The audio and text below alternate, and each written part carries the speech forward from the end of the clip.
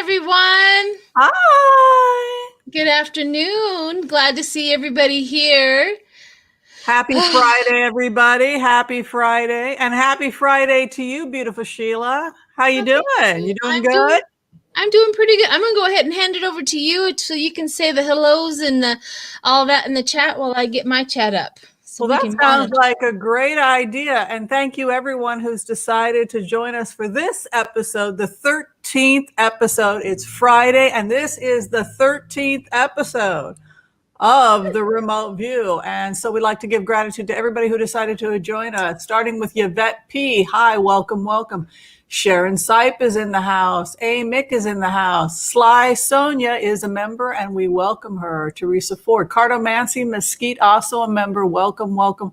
Want to give special gratitude to all of our members. Katie Moon is in the house. April Evans. Ellen Quinlan, also a member. And Bonnie Russell will continue to say hi to everybody as we go along.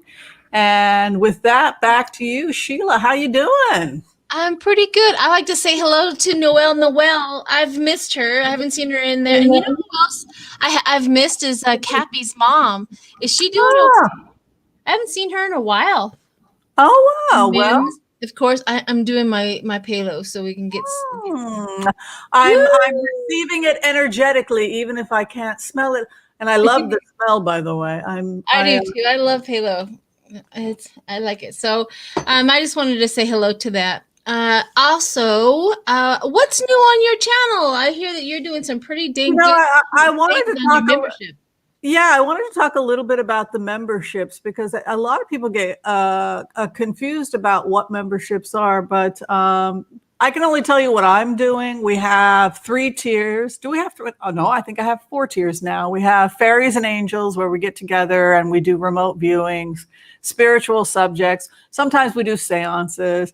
Then we have the HCRV empaths for $6.99 a month. We're training people to become remote viewers using heart center technique, which of course is the technique that Sheila and I use. And then my third is the Elders, which is I think $24.99. We teach naturopathic medicine, and of course you get the other benefits as well.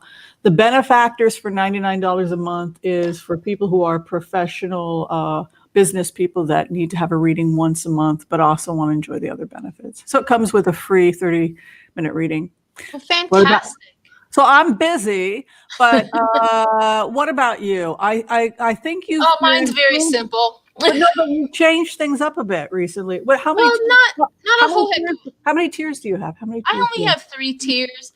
I have. Gosh, you're gonna get me to lie now. I think it's friends, acquaintances, friends, and family. I have 3 tiers. Acquaintances, they get to have the spiritual conversations. All 3 tiers get to have the spiritual conversations. And then I have ghost stories. And then the families, sometimes I have a lot of teachers on, and they get to watch the videos of classes that the other people and other readers teach. And so, yeah. Very, very cool. So I was doing my thing last night. I was developing our programming notes. And gosh, I was looking for hot topics for us. The first hot topic I was thinking about is the war that's taking place in the Middle East. I know that you did a brief. You tuned in. You said you couldn't breathe, but it looks like Hamas and Israel have a temporary ceasefire. Were you picking up anything as a remote viewer other than that for that area? Well, I didn't. The funny thing about it is my first reaction to all of that was, I'm not going to, it's nothing to worry about. I have no idea. I was like, nothing to worry about. It's almost like, how they have to throw their weight around every so often. That was my first one. But, it's hard to say that out loud because, I don't want to offend anybody. But that was my first impression of like, it's nothing to worry about. And then when I literally went into the remote and I put myself in the middle of the Middle East, I set my feet on the ground and I panicked and I could not breathe. And I didn't understand really what was going on. And I still kind of don't understand because I kind of got out of there pretty quick because it wasn't any beneficial for me to read anything while I was there because of the feeling of panic and can't breathe. And it could be just the suppression You know, it could, literally could be how they're trying to suppress and suppress and suppress. And when I go over there as a free woman, I feel that panic and that suppression. So that's Wow, what I got there. very, very interesting. Well, you know that they're talking about a peace summit, and you know that it's Putin that wants to be the great peacekeeper. He thinks that he's going to be the one that's going to be able to bring Iran and Israel together, because he isn't basically an ally of Iran and Syria. What do you think? You think Putin can pull it off? No, I don't. I just wanted to say thank you, Deb, for that. This whole community is a lifeline. Thank you. I appreciate that. Oh, thanks, Deb, and good to see you here. Yeah, I mean, I think it's something we should definitely throw on. Yeah, I definitely think we should write that down and throw on that. But I don't see Putin in the future anymore. So I don't. I do not see. I can't get a timeline, and I can't get how he's going to be removed. That is the one thing that I've been waiting for, that energy to get there. But I do not see Putin in the future. I haven't seen Putin. I remember doing when I had my channel maybe 4 or 5 months in, and I did a reading on Putin, and I said he's on his way out. And boy, I tell you what, he just re-upped. He just got 20 more years. He just said and I was like, all right, I was just telling you what I got. And I still feel that. And I think we're getting closer and closer for him to be gone. One way or another, either it's health, either somebody's taking him out, or he's going to, I don't know. Really, but I don't see him in the future.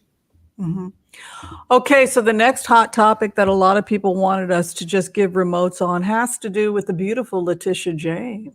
It looks like it has come out that SDNY now it's not just a civil suit. They're now looking at criminal charges against the Trump organization. I personally feel, as a remote viewer, that this goes back to the testimonies that Michael Cohen had given both to Mueller, and the fact that Mueller had handed a lot of stuff to SDNY. And I believe Cohen spoke to SDNY and to the feds while he was in jail, helping assist in information about those money schemes. I think that also alerted the IRS. Do you have any feedback about the Letitia James Well, I think it's like they're puzzle pieces, right? They had everything that Cohen had.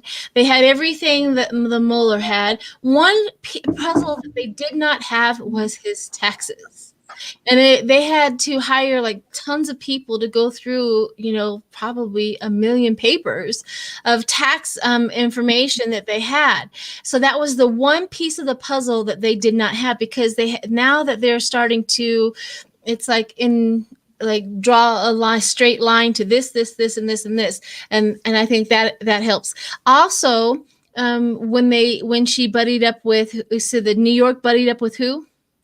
The feds. The feds.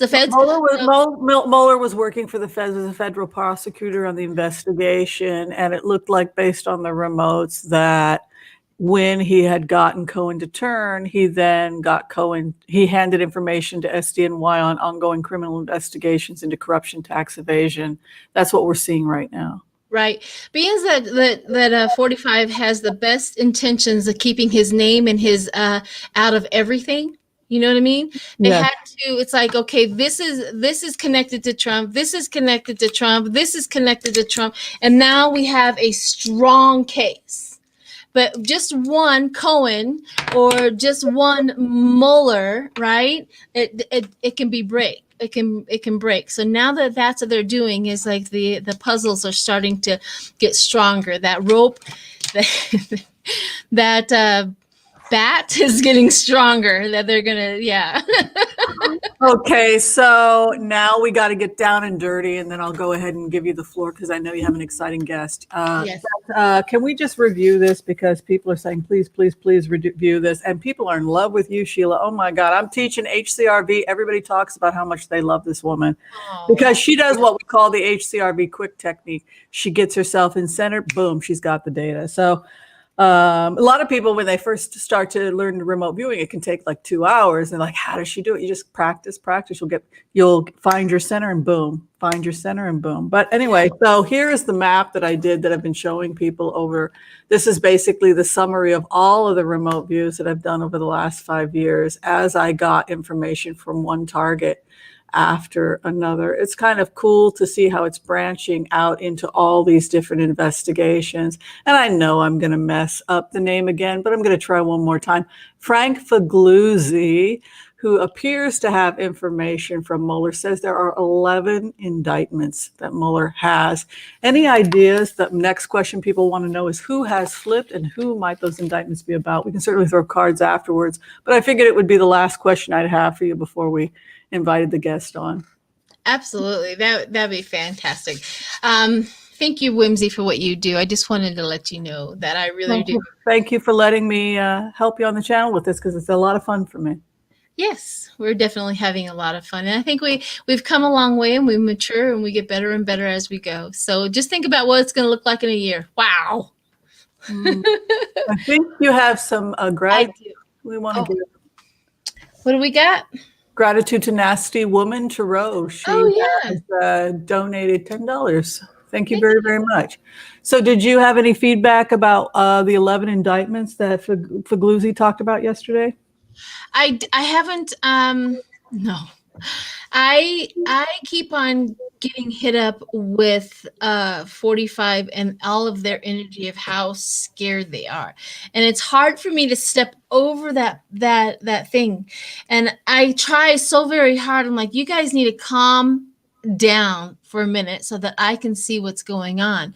But I literally am in that fear and that anxiety and they are just panicking and they're doing everything. It's almost like watching a trapped animal trying to get away, even though there's somebody coming and they're just being a trapped animal and they're just trying to get away and try to figure it out. But it's very crazy. So that's what I get on that. Do you think Ivanka flipped? Because I think she flipped. I think she unintentionally flipped, and then she had to continue. I think she may have said something wrong, and like, if you told my father I just said that, right. And now she has to continue on with that, because then she looks dumb and then she's going to go. But I think that she probably unintentionally did that. That was my first thought from the beginning. Oh my God. So she accidentally slipped up during the grand jury or during a deposition, and then they can keep her there as long as they like clarifying the question, because she opened a can of worms. Correct. Oh. Correct. I think that happened with Eric as well. Now, Don Jr. Just literally Not good, folks. Is this not good? Yeah. This is why we have a remote view show, because this is so damn delicious getting these remotes. Oh, so I want more details here, Sheila. Please go. Well, no, I mean, Eric, I think, has done the same thing, but Don Jr. has literally, and this is what I've always said, he literally plays the I'm stupid card.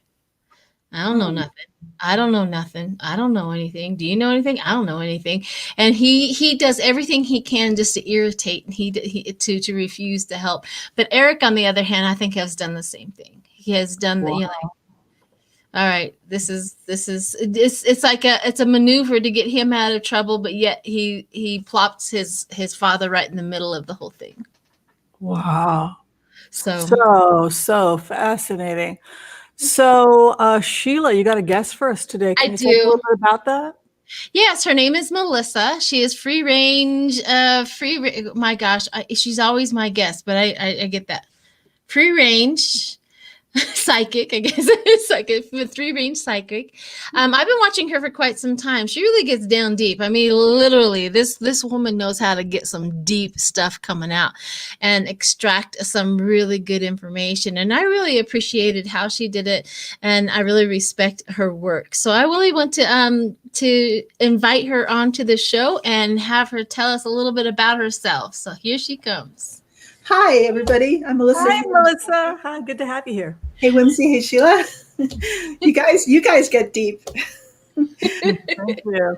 So my channel is Melissa Free Range Psychic, and I do political tarot and also past life on political figures and others. I do personal readings. I kind of have a niche with past life readings, but anything in the present and the future in this life. I am a medium also, and I can help you contact those who passed over. And I also will help if they haven't passed over to the other side. I can help them pass over if they're trapped in between worlds. Also, I love to introduce people to their guardian angels. Some of my favorite things to do. Oh my God. Hey, any chance that Sheila and I can get a free? I know, we're like, oh, we got her here. Yeah, I would for sure. Well, there goes the programming notes. I know. Well, I have a few questions first before you go on. So I have a Facebook page, Sacred Fire Psychic Readings. My email is sacredfirereadings@gmail.com. And you can catch me on Twitter also under Melissa Free Range Psychic or @Range Psychic. And I don't think I left anything out, but yeah. Okay, go on, Sheila, sorry. I understand. It's hard to promote yourself, isn't it? I know when as an empath, I don't talk about myself nearly as much as most people do. And it's hard to get on and like promote yourself, but you did really well. So you give personal readings. Yeah.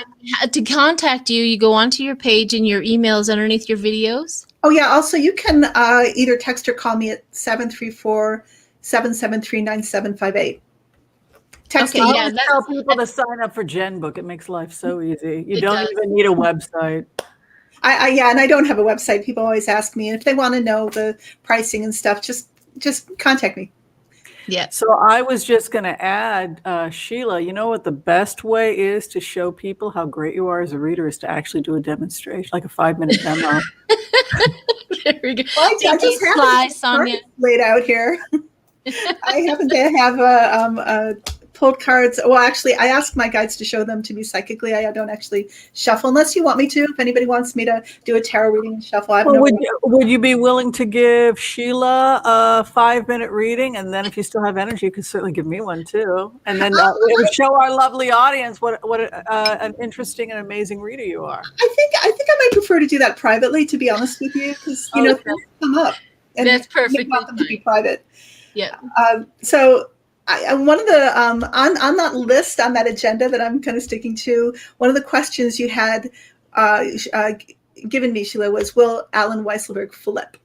Oh, yes. So I asked my guides for cards, and I got a little bit of a Celtic cross layout here for him, and I got some information. So let me do that. But honestly, if either of you two want a reading, just contact me. I'll give you one. I will. Yeah, beautiful. But this is great too. We definitely love this. Yes, Alan Weisselberg has we think he might get immunity or has immunity, but please continue. So this isn't as far as I get from my guides. I always tell people when they have a reading with me, please take it with a grain of salt. I always could be wrong. I try my best to be a channel, or the best channel I can be for the information I get. But I just directly speak with my guides.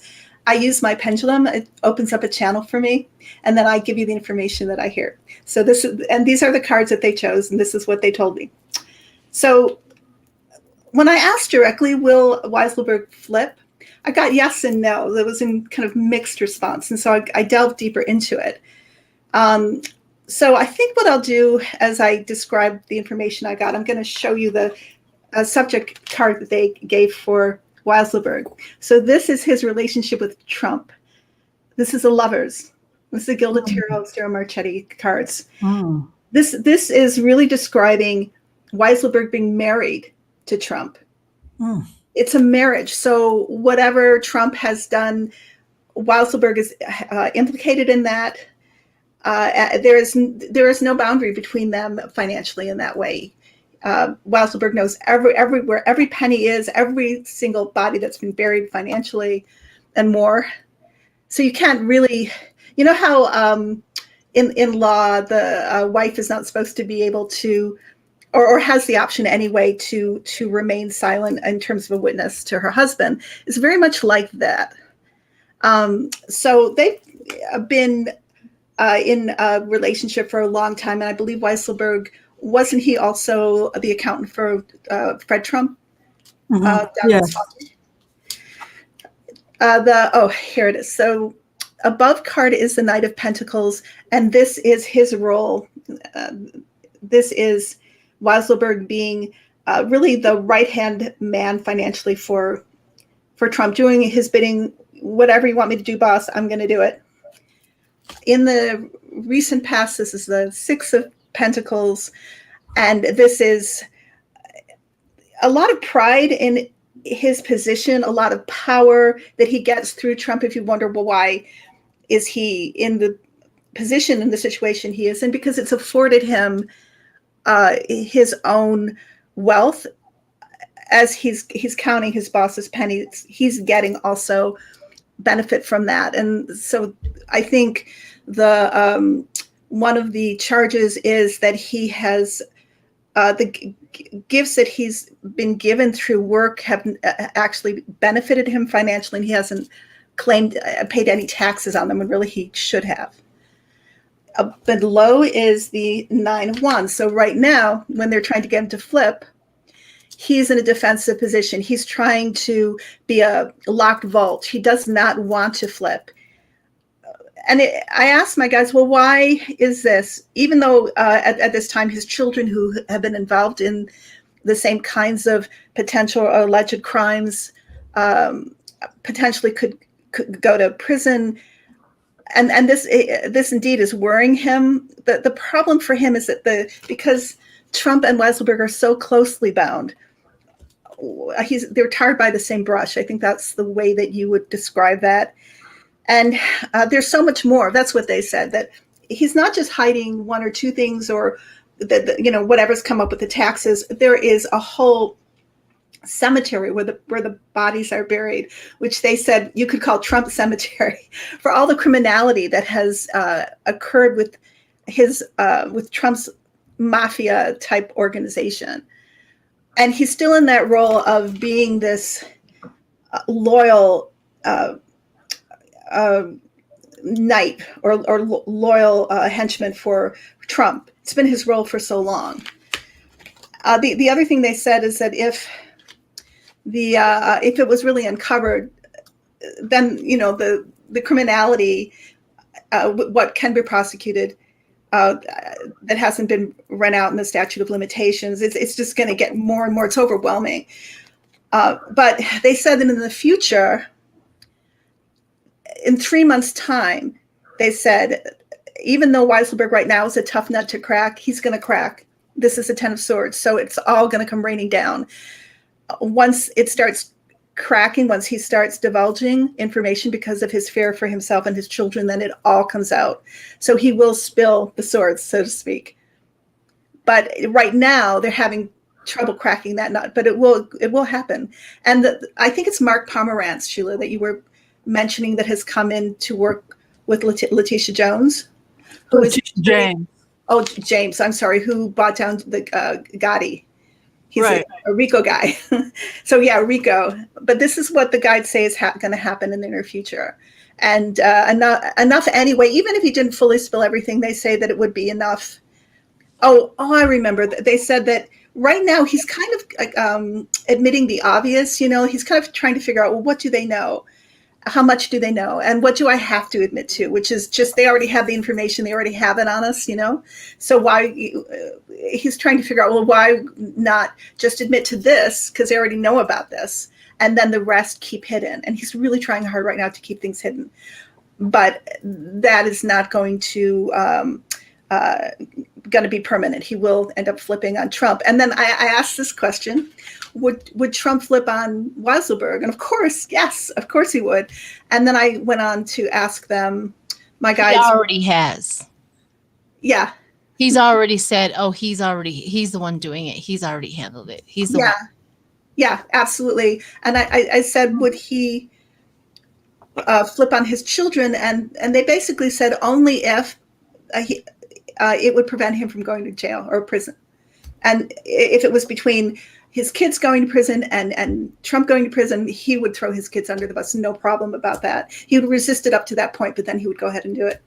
Yep, I agree. So that's my reading on Weisselberg. Wow, that was amazing. Get that out. Can you tell? That was a lot. Did you have, regarding the other hot topics, did you have any feedback about Israel ceasefire with Hamas, where you felt that was going to head? I did ask a little bit. I didn't get too far into it, but I'll ask now. Let's see. Yeah, I'd like to know before we do our blitzes. They say that the ceasefire is not permanent, but there's still so much instability.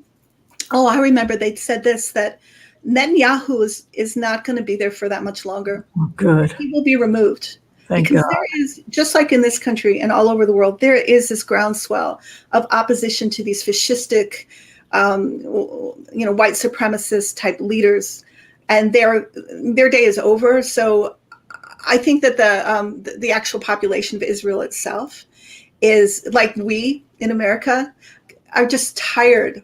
They're tired of what Netanyahu's wrought, because Netanyahu and Putin. I wondered, and I think I put this on Twitter, is this a bit of a wag the dog? Why is this happening now? Why like the Colonial Pipeline, that they say, oh, this is just a hacking group from Russia. My guides say, no, this is Putin. That's because we shut his pipe. We shut his pipeline down.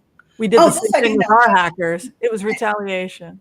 Yeah, but it comes at a time when then Putin's allies, which are our GOP, can just go right onto their talking points, which is, oh no, look what happened. Biden's president for 5 minutes, and we're already not dependent. Or we're not independent with gas anymore, and we're Israel as if that's in our country. It's just crazy, but that it's all aligned. It's like a window of opportunity for Putin and his allies to come in and try to destabilize Biden. Right. Interesting. I just also wanted to shout Ellen. Thank you very much. These three are amazing. Thank you for sharing your gifts. Thank you so much. I also wanted to Cindy Kruger. Thank you very much for your chat. I just wanted to shout that out a little bit. All right, so that was amazing. As you can tell, she's also another remote viewer, and she, with her cards and with all of her tools that she has, she also gets information from from remote viewing. I would like to. What do we have for blitzes? Do you have a list of the blitzes? Yeah, I was just about to open up. I'm trying to not get. I don't want it to get affected badly when I go open up two different things. But yeah, we can. You ready for the blitzes? Let's do it. Let's do some blitzes. All right. So a lot of people want to know about this new bill that's going through Congress. Evidently, Murkowski, if you remember the past remote viewings we've done on Murkowski, she was yelling. And after January 6th, she was yelling at Mitch McConnell in the remote because he was threatening to cut funding if she didn't, 100% follow the Republican Party. So in the remote, Murkowski had said, "Don't threaten me." She's now joined Joe Manchin for a bill that's going to protect free and fair elections. So the first question out is, will the bill be successful, and will there be bipartisan support? Thank you, Catherine Bush. Is it Catherine Bush? Wow, thank you. Thank you for your generosity. For that donation. And thank you everyone who has joined Sheila's membership program today. Very appreciated. All right, so the question is, rephrase the question again. Joe Manchin and Lisa Murkowski have created a joint bill that is going to make it to protect the voters' rights. And she has said that whether you're Republican or Democrat, both parties should support free and fair elections and not inhibit people's right to vote. She was pressured because she has a large Native American population, and one of the ways that people are being repressed voting is Native Americans on reservations. So this is why Murkowski got involved. So what exactly is the question? What are we looking into? Is the bill going to get passed? Okay. Which would, so that they wouldn't be able to keep doing all these voter suppression on reservations. Thank you, Carmela. People not having a place to vote, all the crap that they've been pulling. Thank you, Carmela. It's very cute. Carmela. How do you say that last name, Whimsy? How do you say that? Vacciano. Baciano. Bellissimo. That's actually pretty. Yeah. Baciano. Hey, I'm ready to go to Europe when you are, Sheila. I'm going to officially retire in September, October, maybe 1st of November. Weren't you thinking of moving to Ireland, retiring in Ireland at one point? Well, I would love to, but I have to bring all of my children and my grandchildren with me. I'm not sure. I'm not sure that they're willing. I'm not leaving my grandchildren. I can't. I'll steal them. I'm pretty sure. I'll tell my children. I says, when you make enough money to come get them. But they do make a lot of money, so they'll probably be there. They can buy you your first Irish castle. Yeah, well, maybe I'll tell them. I says, I know you have enough money to get over there, but you're gonna have to go find me.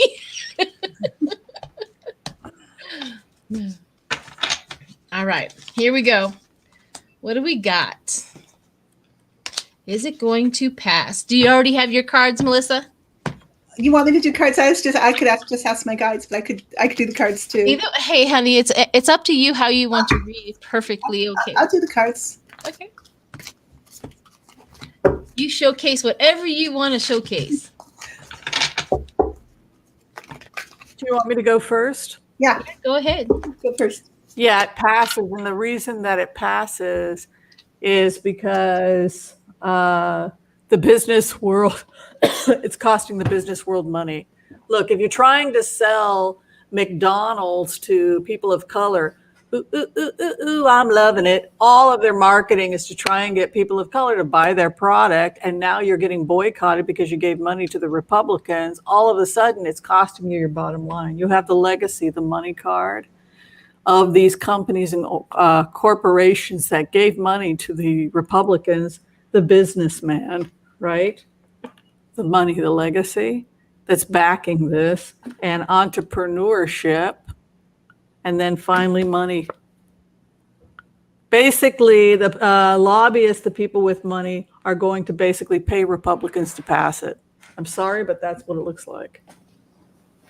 They're going to pay the Republicans to pass it? Yes, because they're loving it, right? Because people are talking about boycotting McDonald's and Burger King and all these other Republicans. They market to the inner city. So if you've got a boycott, you're cutting your main customer. But this is all, look at this, new beginnings with business. It's the business world that gets it through. Interesting. The money pipeline is with Mitch McConnell. He gets all the money from all the pro-Republican companies and lobbyists, and then he can either turn it on or turn it off, which is what he threatened Murkowski. So that's why the money comes up. What'd you get, Melissa? Well, I pulled 3 cards that my guides approved of. I always ask my guides if the cards are good. So I got the Hierophant, and this is like the Democrats and whatever Republicans want to do the right thing, the moral thing, for the bill. I got then King of Swords, which is Mitch McConnell, wanting to put a stop to it, wanting to be his view is, GOP supremacy at all costs, and the only way really they can win is by voter suppression. But the outcome was the Ace of Cups. And so my guides are telling me that this bill may get passed, but it actually may turn out that the original bills, the HN1 and what other one, the SN1? Yeah, the earlier one. Yeah. The earlier ones actually are the ones that get passed in the end. The more progressive bills. I think that the one that Murkowski and Manchin are trying to pass is the original John Lewis bill, the one that Justice Roberts gutted in terms of voter rights. But they say that very possibly the original bills bills are going to get passed. They will get through, but it may be the original too. That's what I got. All right. So my first card was Justice, Truth, Responsibility, and Clarity.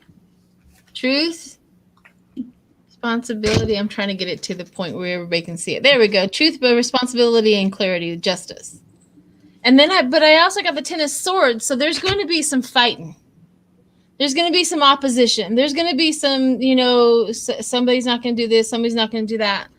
But what happens is they come around to clarity. They finally, with all of that passion and all of that that Ten of Swords, that angst and all that, they finally come around to understanding exactly what's going to happen and how it's going to happen. Because I got the Ace of Swords, and then the last one was the Four of Wands.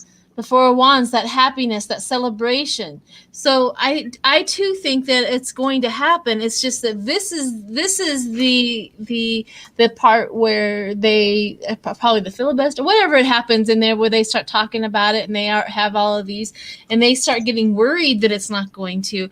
But eventually, everybody sees the focus and the breakthrough and the clarity of whatever it is that they're doing. So I do too see it going through.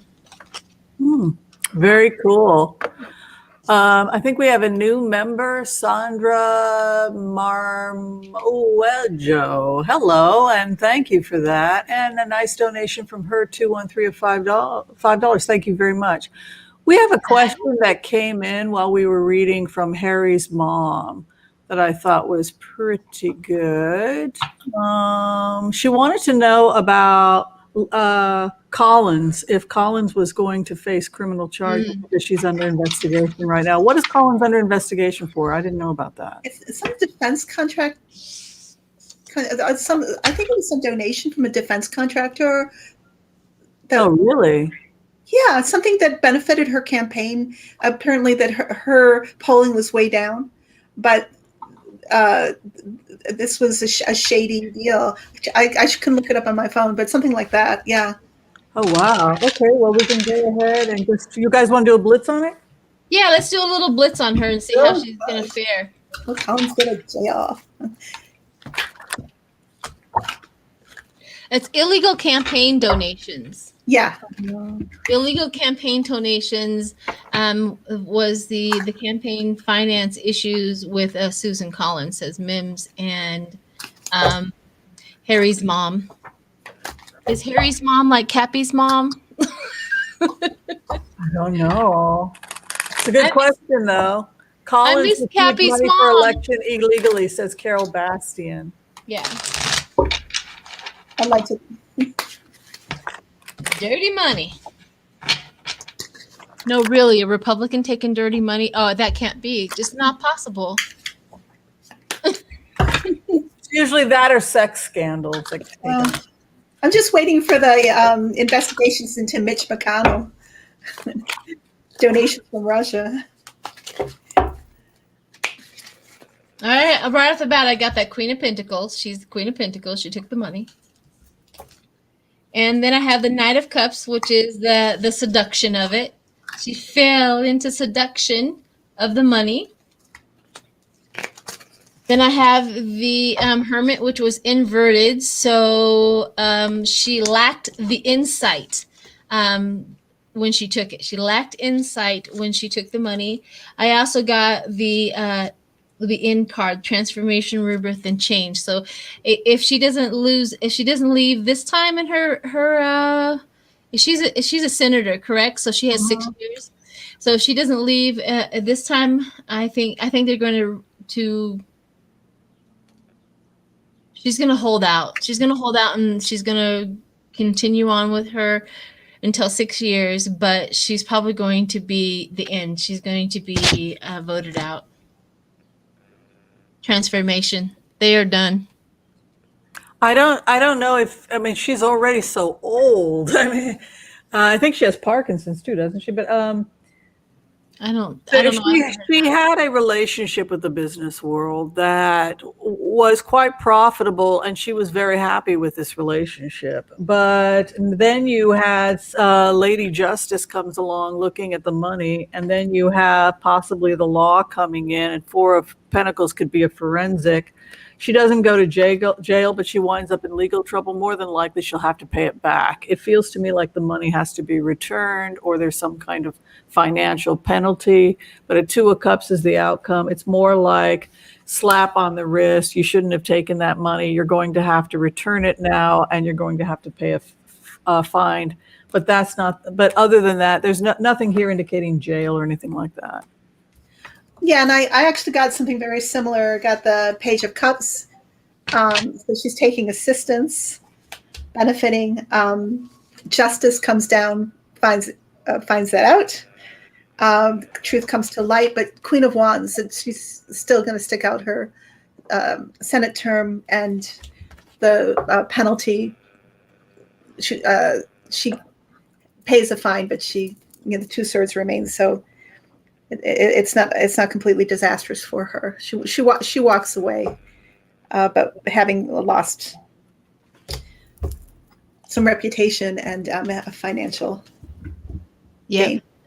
I just wanted to also put on here, Mims said that Cappy's mom is in physical therapy rehab, getting better and missing her community. So that's the reason why we haven't seen her.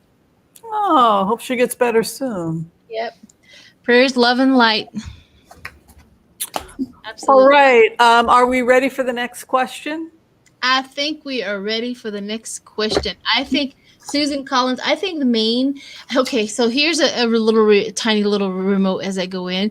Maine liked her. They thought that she was like the best, like grandmother, like the, that person that they thought that she was really honest and good. However, this just threw them for a loop. They don't understand. We thought that she was honest and good. So I kind of like that ending where they get shocked.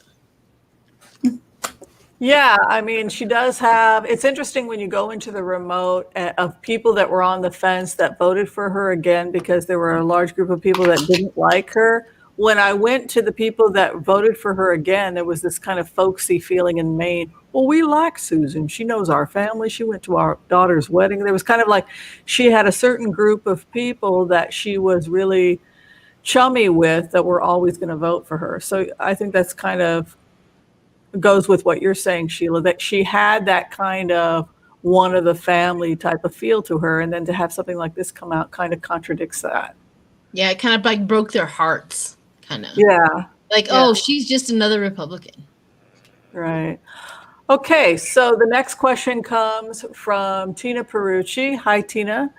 Tina writes, Whimsy, if the Republicans continue to dodge accountability for the January 6th insurrection, what will be the Dem strategy moving forward? And will they force McCarthy to testify about his discussions with Trump that day? Ooh. That's a good question. That's a lot. Yeah. So what do we want? Which one do we want to tackle in that? There was several questions in there. I mean, I think that really maybe McCarthy testifying. I think that it's obvious that there are members of Congress that participated, and I think that that's what's going on. So this is like a test. So you can have a commission, okay? It goes to the Senate. Probably not going to go. We all know that they're to get 10 senators to go along, which would be a miracle, but I don't feel like it's going to happen. Then it resorts back to the committees, which the committees are now fully functional, thank goodness, because 45 is gone and now Biden's in charge, and now they get to do fully functional things.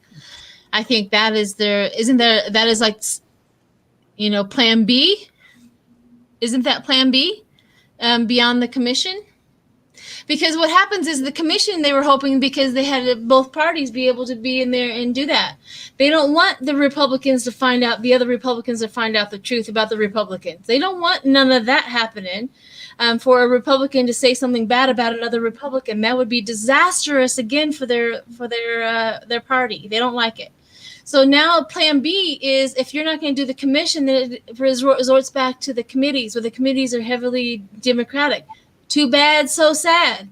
But they have the power to bring in people to testify, and the subpoenas, and they're not under 45. They can actually invoke the subpoena power. If you don't come, we can arrest you, type of thing. Okay, I've got a ton of questions for you, because you're the I am not. I just know a little. No, don't you? She's being very humble. She knows criminal law very well. So my question to you is regarding all of this, and also the fact that you are a remote viewer. Do you see any of these people in handcuffs? Do you see, I think that everybody wants to know that, is Marjorie Taylor Greene going to be in handcuffs? Is Gates going to be in handcuffs? Is any of the people that possibly participated, are they going to be in handcuffs? Are they going to, what's going to happen to these people? Because I think that's the bottom line is that there are people in the Republican Party protecting people that try to overthrow the government, and they're still in Congress. I agree. I don't think the energy is there yet. I think there's too much that needs to come out, for one. Number two, the deterioration of their party is the worst punishment they can have at this point in time. This may be, you know how government works. Like the fact that your party is deteriorating is punishment enough at that point. And that, I think, is the biggest thing that is happening. It's like every single time these guys push up, they push back now, and they're feeling it. What do you think, Melissa? Yeah, I was asking my guides as you guys were talking. So, and take grain of salt, because I think I would like, although I would like wishing people harm. I mean, I wouldn't mind seeing that Gates face his karma, and maybe he'll learn something. But what they're saying is, eventually, Lauren Boebert, Marjorie Taylor Greene, Matt Gaetz, and others will end up in jail. And I say jail, prison.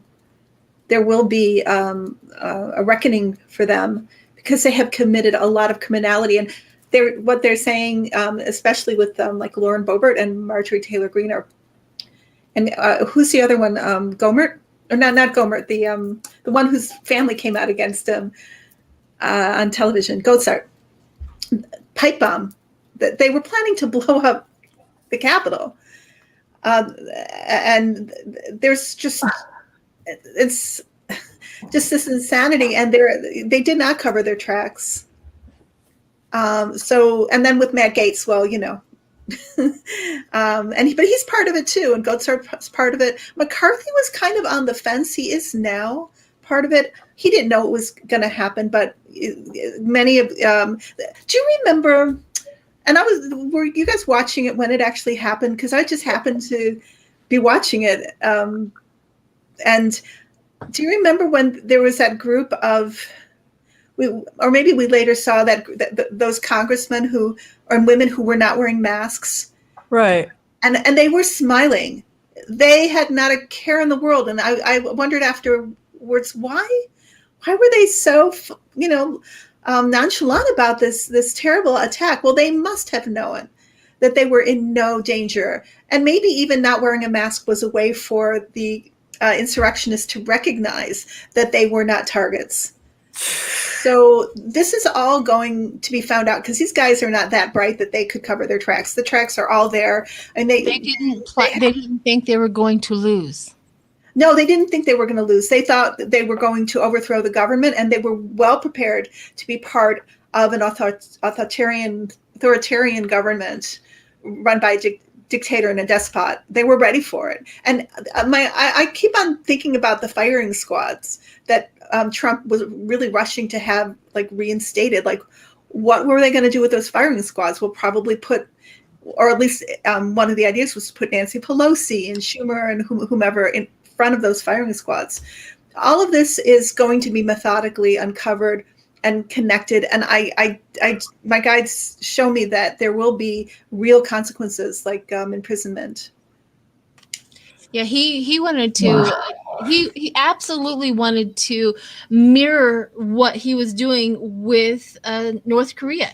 That is his absolute dream, is for the America to be North Korea, or at least separate a portion of it so that we could have a South Korea and a North Korea, and 45 would have North Korea. That was his absolute dream. Yeah, absolutely. Yeah. But we will see. My guides say, don't despair. The wheels of justice do move slowly, but they're very precise, and especially with Merrick Garland in.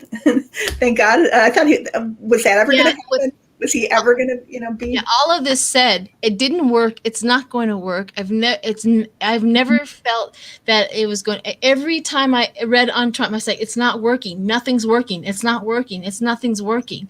And again, I feel it's not working. It's not going to work. Yeah, me too. I always got, Never. and I still get the Tower, the Death card, the Ten of Swords. Yep. For them, always. Always that it won't work. So are we going to throw on the outcome of the January 6th commission? Do we just want to see what comes of it? Yeah, let's do the commission. Yeah, let's do that. There's going to be several commissions.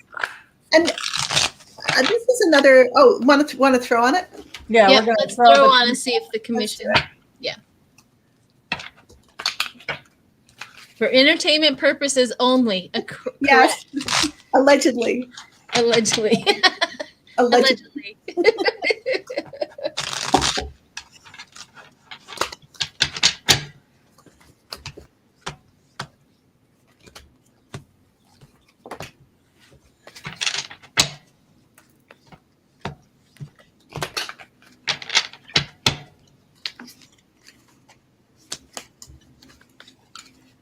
Their careers are over. Their lives are over. They're going to prison. It's so bad. Let me go in. First off, you've got the FBI, the Hidden King, victorious. You have Biden's administration offering an Ace of Cups, which basically is like a fig leaf, like offering some kind of help to the Republican Party. But look at what's happening for the Republican Party. This is how this goes down. The January 6th commission, an investigation with Merrick Garland resulting in, look at this, raids and terror. Look the GOP declared war on the American government, and now the feds are going after them. These are the Josh Hawleys. I'm telling you, these people's computers are going to get seized, and computers are going to get seized from, if they haven't already, Republican headquarters, from the wing of people that were part of this. And look at the final outcome for them after the feds come in. And this card, by the way, is my charges and evidence card. Yep. They're so screwed. They're so screwed. Yeah. Because as Sheila, like you said, they didn't think they were going to have to worry about this stuff. Yep, they didn't. That's why they posted everything. They thought they had a good plan. Yeah. How could it go wrong? Do you want to go next? Go ahead, Melissa. So I got Two of Pentacles. So this is trying to decide on the commissions. In the end, there's four of Pentacles. Two of Pentacles, Four of Pentacles. And the result is Ten of Swords. So that's it. They are screwed. And they gave me the Hanged Man. So they're caught. This is it. They cannot get out of this. There's no room for escape here. They're caught. So interesting. Very interesting. Well, what they see is the love relationship with the judgment. So that they have judgment. They're going in and finding out how much love relationship you had with the insurrectionists, with 45, with the whole thing. Right. They also have the grief and the loss. It is almost like they see it and they find it, and then they're just devastated that we almost lost this country by seconds and inches of people getting out of the chamber.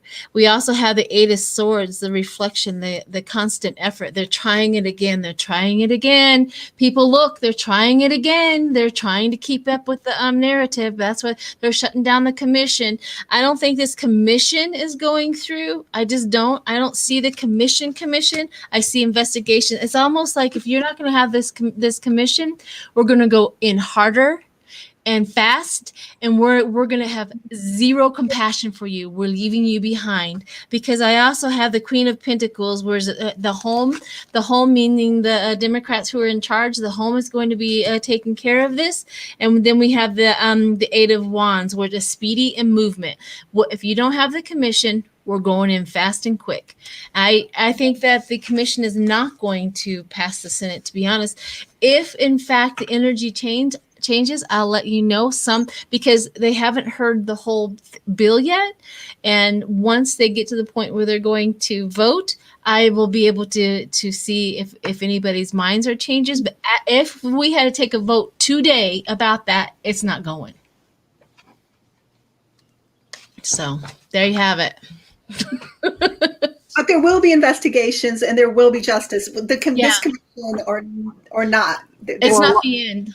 A lot of progressives don't want a commission. A lot of liberals think it's a waste of money. Lobbyists will come in, all this data collection. We know who did this. They've openly bragged about it. We have their cell phones saying 1776. And so a lot of people think that the commission is just a bunch of BS and isn't going to accomplish anything. And it doesn't, the fact that you have evidence of the feds coming in, based on the energy, the cards, it looks like the feds are going to come in regardless. These people's lives are going to be over regardless. Yeah. I mean, the fact that they've been taken off the committees, we know where this is headed. Yeah. Well, it's almost like the commission. Here's your chance for it to be fair. If you're not going to take that chance, you've lost it. It's almost like a deal. Like a lawyer, says, this is your deal. You can either serve 5 years, you give us this, or you can, get 10 years like you're supposed to. And that's almost like they're offering up. Pelosi's offering up an option. And if you don't take that option, we're going in. It's off. It's off. All bets are off. Well, those cards didn't even look like they were given an option. I mean, 10 of Swords with the evidence, 3 of Pentacles. I mean, I think that they're toast, man. Yep. I wouldn't give them an option. I wouldn't either. I don't think Merrick Garland's going to do anything other than with those cards. Look, you attempted to overthrow the American government. I mean, this is treason. Throw away the keys. 10 of Swords is your outcome. Also, 10 of Swords would indicate that there are people that know within the Republican Party that are going to betray you, because that's also a betrayal card. Well, with the commission, they're trying to get the Republicans who are on the fence to come in. They're trying to include, right? And that I can see how that could work if they went for it, because it's Republican, and they're both reporting on this. And then they have everybody on board.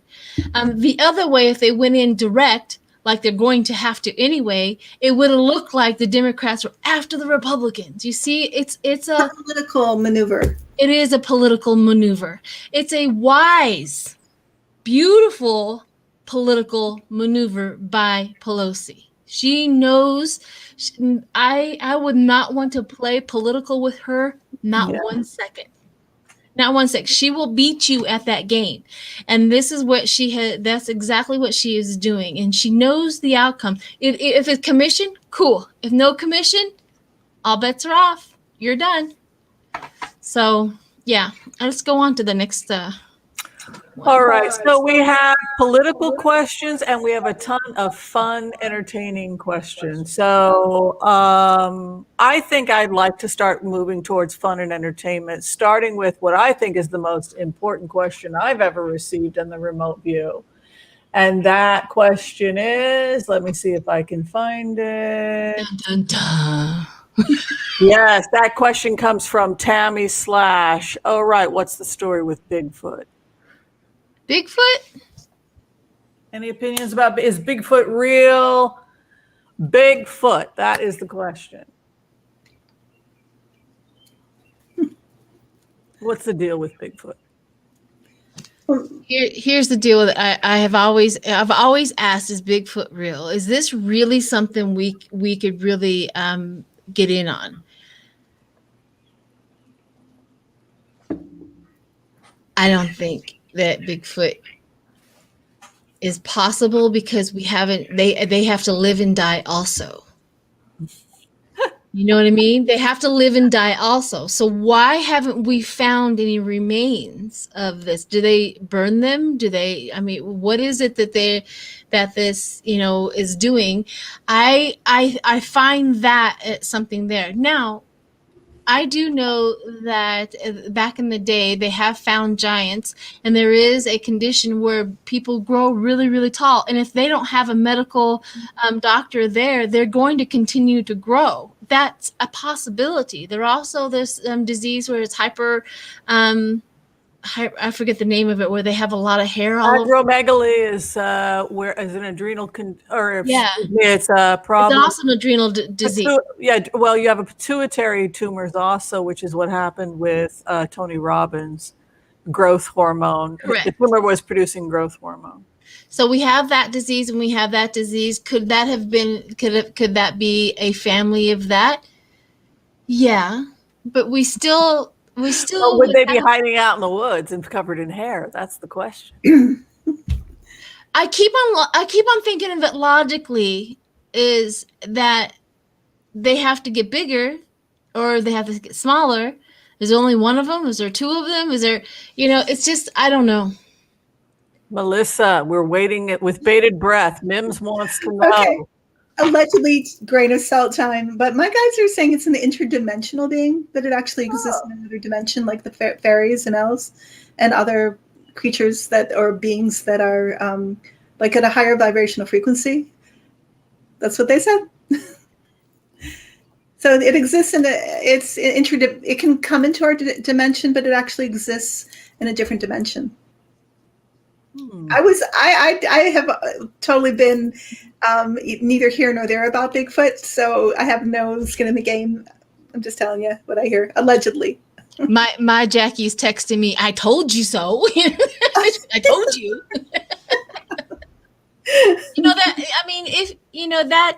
That is something, right? We would have to definitely look into that. That is something. I'm very open-minded to those sort of things.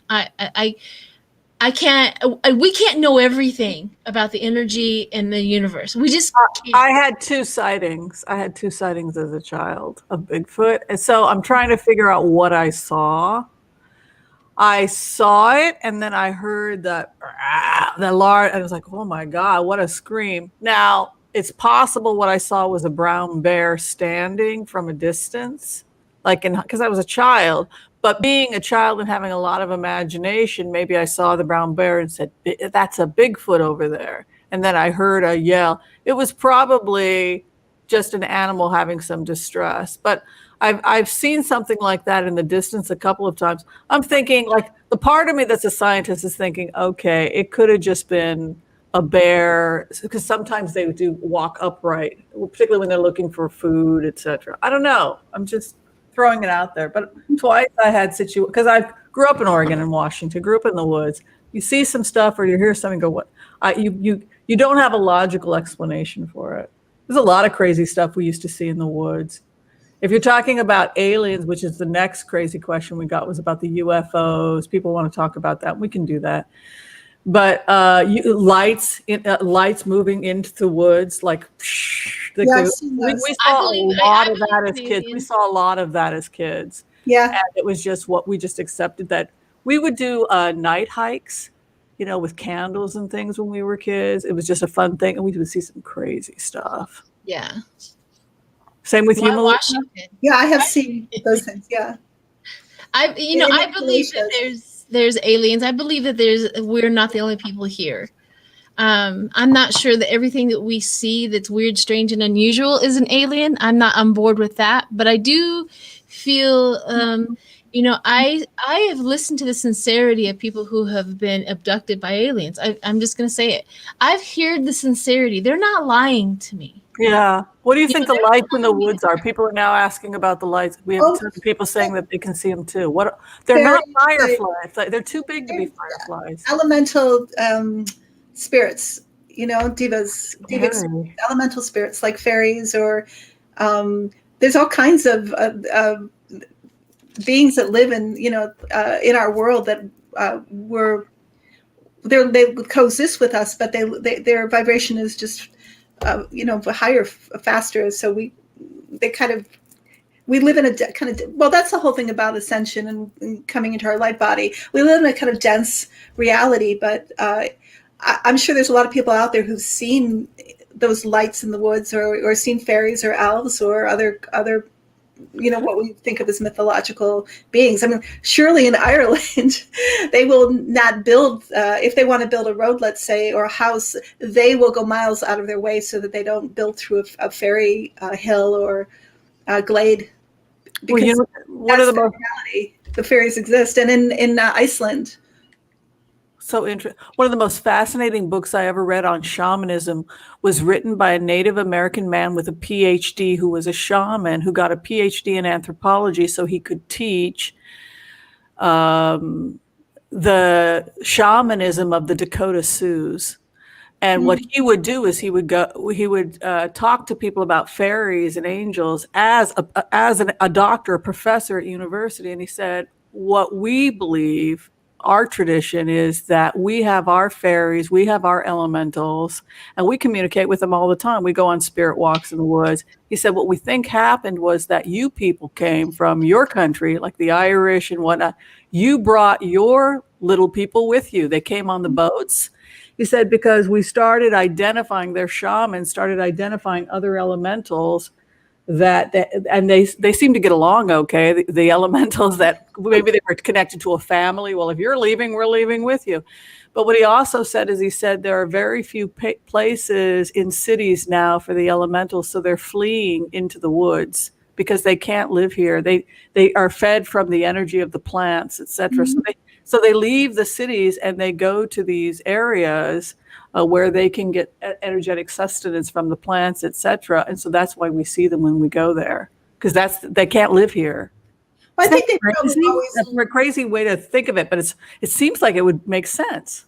But I think also, if you think about thousands of years ago, before the forests were cut down, we lived in the woods. So the elementals are from nature, and that was the world. That was the natural world. Was forests and jungles and whatever, and then humans decreased the wild places in the wildlife. So because they're connected, they're not really connected to humans as much as nature. Yes, and I believe the elementals are connected to the plants, and they get sustenance and energy from the vibration of that plant, because I've started to grow literally a forest inside of my home. I've got indoor greenhouses, etc., and I'm starting to grow the magical plants and the medicinal plants, and the fairies will come. Mm-hmm. If you want the fairies back in your life, if you want these elemental spirits that feed on the vibration of these plants, plant the plants. It goes back to the shaman that came and said to me a couple weeks ago on the show and said, the shaman's going to be working with you. His name is Ben. And he's going to tell you about the plants. Well, that's the missing piece. I think it's these plants have a vibration and they feed the elementals. And so that's why it's so important to protect nature. There's a reciprocal relationship also between, let's say, the fairies and the flowers, and because I don't want to be dogmatic about it, but that there is a perspective of that, where the fairies are like the ethereal protectors, and they're the nurturers of the realm, nature realm of things like flowers. So they might feed off the energy, but they're also part of the existence and the development and progression of these things like flowers and trees. And with trees you get dryads, you get also, like, there's a whole a huge variety of allegedly of different elemental beings, but it's not just feeding off. They also are part of, and like the angels are for us, helping on an ethereal level the development of these things, these beings.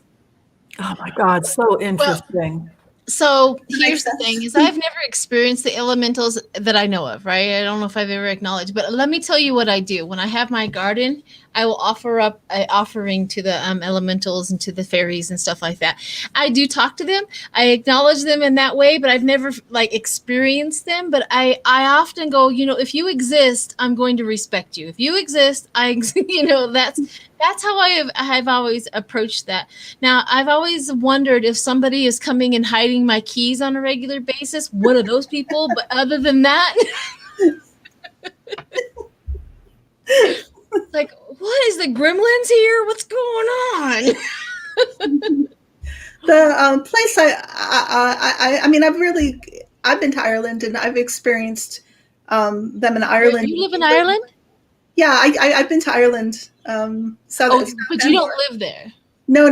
But I have been there, and I've been to, I've traveled. Why don't you just get one of those visas that they're offering now for workers, since you own your own business? Oh yeah, that's actually a good idea, and I think you could. What are those visas called? When you work, as long as you pay your taxes, you can go live there now. You're not going to be happy unless you do it. Just go do it. One of the things I wanted to say was I've been to the Appalachians, and my God, the veils are thin there. So if anybody wants to experience those beings, that is the place to go. Or maybe the Catskills would probably be similar. But I remember visiting those places and talking to people who said, "Oh yeah, we have elves that live in our house. They're running around all the time." To them, it was their reality. So those are the good places to go if that's what you want to experience. Yeah, and the question was really the question that goes into the next question about UFOs and whether or not will the American government come out officially? Will we have contact with aliens? Will there be some kind of, do we already have a relationship with aliens? Will they make themselves known? That's really the question. Do we want to do a blitz on it? What do we want to do? Well, I'm interested to hear what you guys say. I might, I don't know if I want to have input on that or not.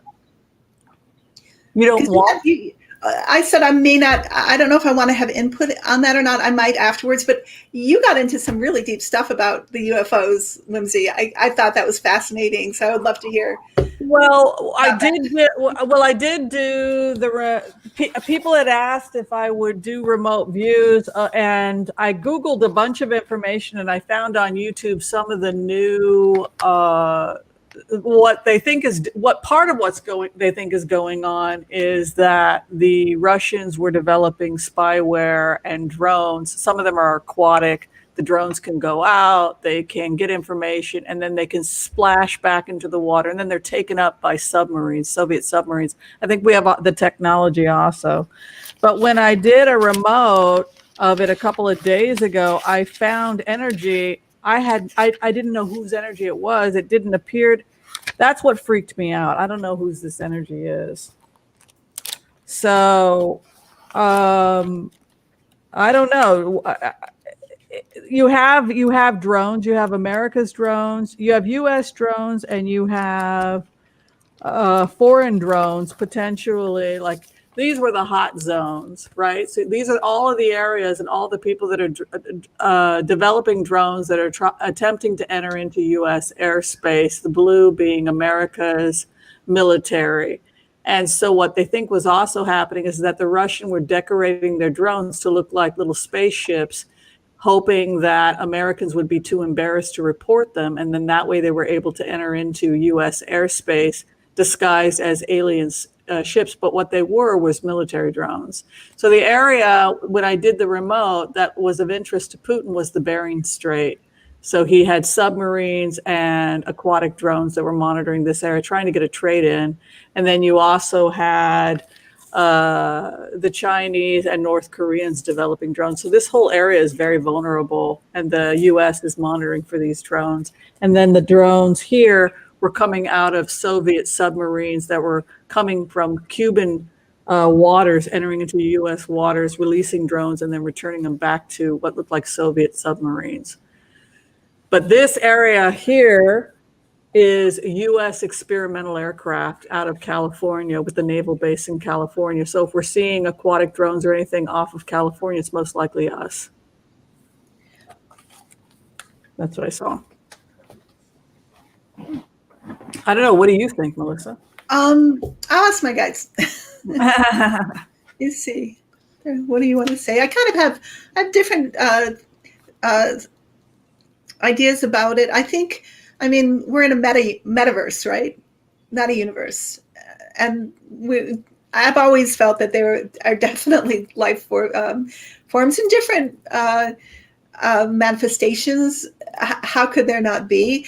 I think before I ask the guys, I've had a strong feeling, and I don't know what people think about this, but our world is so toxic with the pollution and just on almost every level, that why, if you were a highly evolved life form, you'd want to kind of like stay your distance from our planet.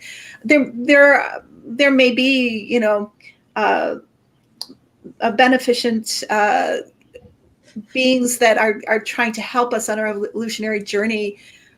Surely I believe that we didn't come from this planet anyway. I guess I forgot about that we come from different planetary systems, and that Gaia herself, our Earth, is a place where we're learning certain evolutionary lessons, and it is such an important planet. There's many things happening here. It's like a nexus of all kinds of energies that exist in the metaverse. In terms of the kinds of things people talk about being taken by aliens, this or that, I haven't been that interested in that, but that doesn't mean that that's not happening. And that's what I'll ask my guides about. Because, I remember the other thing that I have pondered too, and asked my guides about this. And you can see it, like the Aboriginal or Australian Aboriginals are I guess supposed to be like some of the first beings that have been, humanoids on this planet. And if anybody, is interested in them, and they'll probably stumble upon, I think it's called dream walking, where they walk through the vortexes. So I think there are vortexes where you don't need a spaceship. You can probably walk through the vortexes if you're able to do that, and probably pop up anywhere. I know it sounds crazy, but I don't necessarily think that you need a flying saucer or a spaceship or some highly developed machine like that. But I do think that I have to ask my guides about this, because I am not sure about this. So they do exist. My guides say those things do exist. There's all kinds of evolutionary levels that these beings are on, including us. And they're saying we are visited. I believe that. I've always said this. This has always been my thing when I was a teenager. I said, I think we're just somebody's science project, and we're failing. I don't know for a science project. I think it's more of an evolutionary. I'm trying to lighten it up. Like, like somebody actually has this Earth right here, and they're like, well, let's do this and see how they react. Do you know what I mean? Yeah. Like, Hitchhiker's Guide to the Galaxy, where I don't know, did you ever read those series of books where it's actually the mice that are experimenting on us?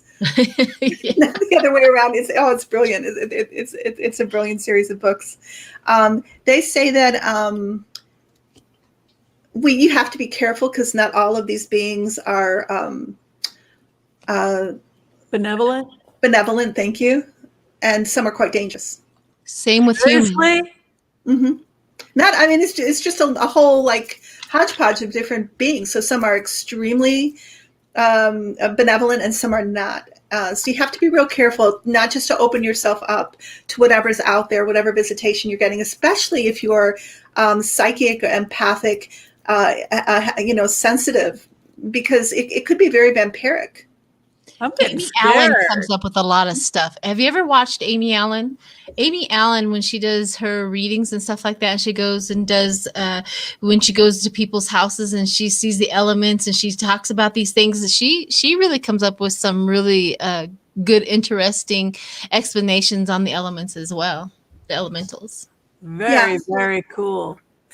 All right. Well, it is 1:25, and so we are headed in a totally different direction. The last comments we were going to talk about was a little bit of the celebrity gossip, and then we have our question. So the celebrity questions and comments are kind of exciting, and they have to do with your favorite son, Prince Harry. Yes, again, he is in the news. It looks like Prince Harry and Oprah have teamed together to produce a new TV show on mental health and trauma. The first show will feature Lady Gaga, and the name of the show is called The Me You Cannot See. The question is, do you think the show will be successful, and what the future of the show is going to be?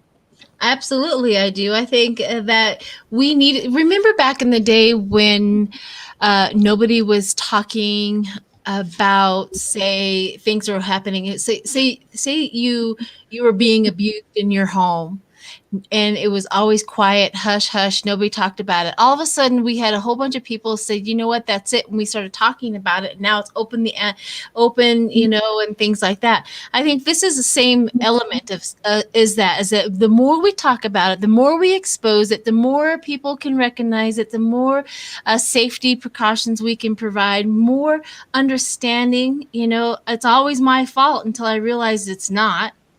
And this is where mental anguish is a silent killer. That's the thing about it is it's a silent killer.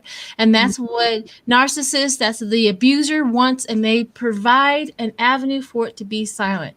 Those children, you will be taken away from your home if you tell, right? They silence them. And so this is going to be I think it's going to be the best thing ever. And remember, I don't remember if remember I did a remote on the victim mentality, that this is absolutely, it's like a huge wave of victim mentalities that are coming through. And this is like this one here. Can you clarify what you mean by victim mentality? Because that's different than somebody saying, I'm not going to be ashamed for having survived, which is about being public. I've been very public about because I didn't do anything wrong. And so being open and talking about it is just how we get our power back. But you're not talking about any of that. Can you just clarify for people what you mean? Because victim mentality is, I act like this because I'm a victim forever. I say this because I'm a victim. I do this because I'm a victim. Just like that Trump tapped into the victim mentality. You see, because everybody was treating him so bad.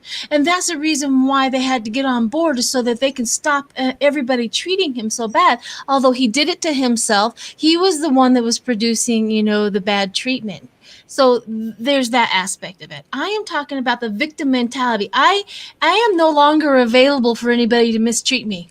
Right. I am no longer available for anybody to talk bad about me or call me a name or anything like that. I don't go to tables where when I leave, I am the subject when I leave the table. I won't go do that anymore.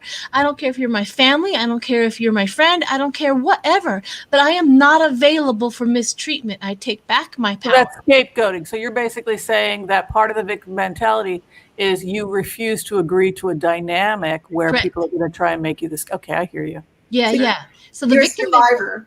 Yeah, I'm a survivor. So the victim mentality is, I get treated like this because I am bad. That's victim mentality. That's the whole thing in a nutshell.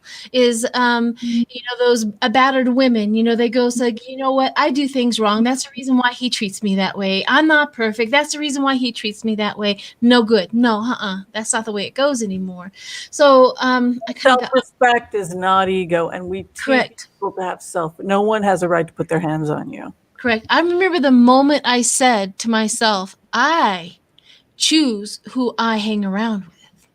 I choose the conversations that I'm going to begin. You know what I mean? It's almost like that whole thing is, I am not available for mistreatment. Bottom line, done. And that's what I'm talking about. Awesome. So yeah, I agree. I think it's going to be a great show. Melissa, did you have anything you wanted to add about Harry's new show with Oprah? Yeah, I think it's going to be very successful. And I was just curious, is it because of Meghan's depression? Is that how? Well, Harry himself had a very serious anger problem. He suffered from, he's been open. He suffers from complex post-traumatic stress disorder. Mother? For a lot of reasons. Yeah. But, his parents' divorce also screwed him up. Oh. Yeah, I get it's going to be very successful too. Yeah, I think so. Yeah. All right, Sheila, All right, you so we're want at to the close us end. out? Yeah, so we're at the end, and we have a question. So my question was to everyone: if you could go back in time, what time period would you go back to, and why? I don't care who goes first. I think I'd go back to my time in Israel because when I was 21, I moved to Israel and I entered into a seminary of ultra Orthodox Oh, Jewish wait. women. I'm not talking about like this lifetime. I'm talking about like 100 years ago, a period. Oh, I thought you were like, oh, Not what in would our the past lifetime. that would change? I was No. going to say, oh, I probably would have gone to college sooner. No, But I like spent too much You time can in the live your life over seminary. again. You know, it's like I took like a 6-year gap. I mean, that was no, fun. no, Oh, not one this time lifetime. in history. Well, then Yeah. I would have to have the power to change something. I don't know. Everybody always dreams about going back in time and assassinating Adolf Hitler or something like that. But Oh, I never thought of that. But if you were going to go back to enjoy a time period, what time period would you go back to? Not in this lifetime. Go ahead, Melissa, if you got it. Okay, well, there's a few periods, but the one that really came to mind is like early Celtic Ireland. I'd like to be around because it would be in my imagination. This is before, I think there were, as it progressed on, it got more kind of warlike. But how beautiful to be able to be part of a culture, and I'm probably idealizing it. But first of all, the nature, the lack of technology, the worship of trees, and the beautiful music and the beautiful aesthetic of Celtic jewelry. And I just think it'd be an amazing time. I think it's pre-patriarchal too. Yeah, anything pre-patriarchal is probably where I'd want to be. So yeah, I kind of hit on that. If I thought about it more, there'd probably be other places. But for now, that is my answer. Yeah, that would be fun to go back into those time frames with the great big huge castles and stuff like that. Yeah. Yeah. There's been, people in Ireland for like all over the world for thousands and thousands of years pre, BC time or BCE time. But that time, I just think it would be just so magical. I think that's why I want to go back to that time. Gotcha. And the vibration of the planet would have been much higher because we wouldn't have been, crowded, logically killing it. So, Whimsy, have you come up with a time period that you would like to go back to? yeah, I think it would be fun to be in the Victorian era. But I would want to be, being a female in the Victorian era, I would have to pick my station, or if I would even want to change genders. But I think it's a fascinating time period. England in 1949, they say 1849, or was it 1847, the year that England stank, because they had open sewage. It was gross. And it's just like, what a crazy, crazy city. Yep. You guys probably both had past lives in that time, like we've had probably through the centuries. But I found a lot of spiritual seekers had past lives, allegedly anyway, in the Victorian era, because that was a huge rise of spirituality. You had Madame, and I'll never pronounce her name correctly. Is it Blavatsky? You have the Golden Dawn. You have the Theosophical Society. Arthur Conan Doyle. The huge rise of interest in seances and fairies, and not just in Europe, but also in America. You had Victoria Woodland.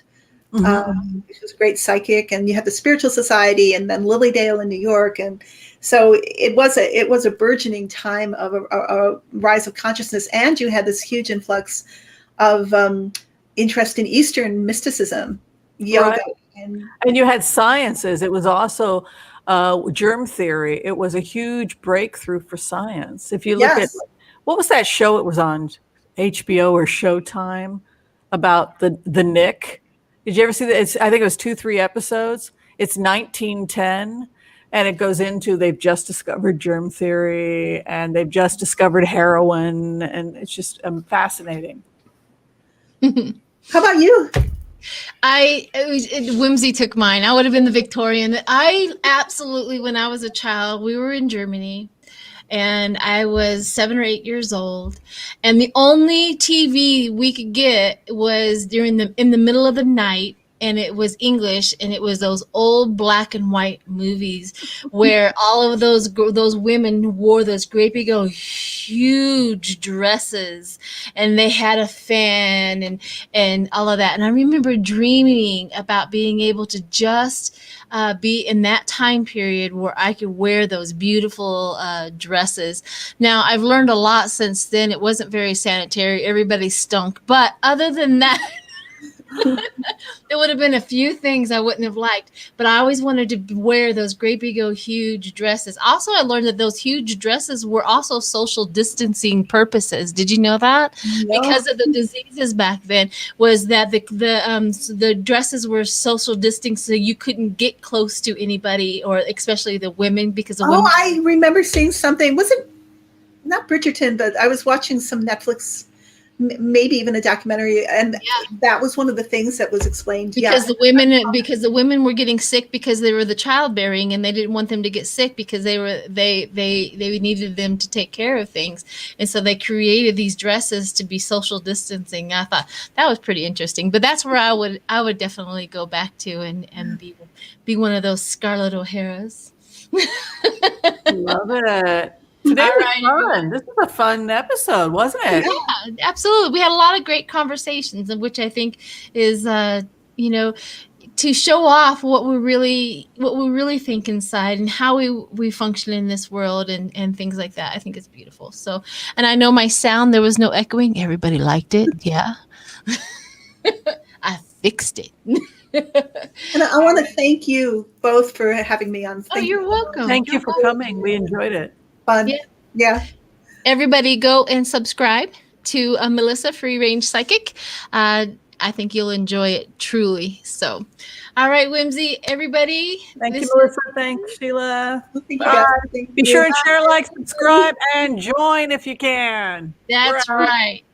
All right, everybody. Nice, pretty smiles. Bye. End of the Bye-bye. picture.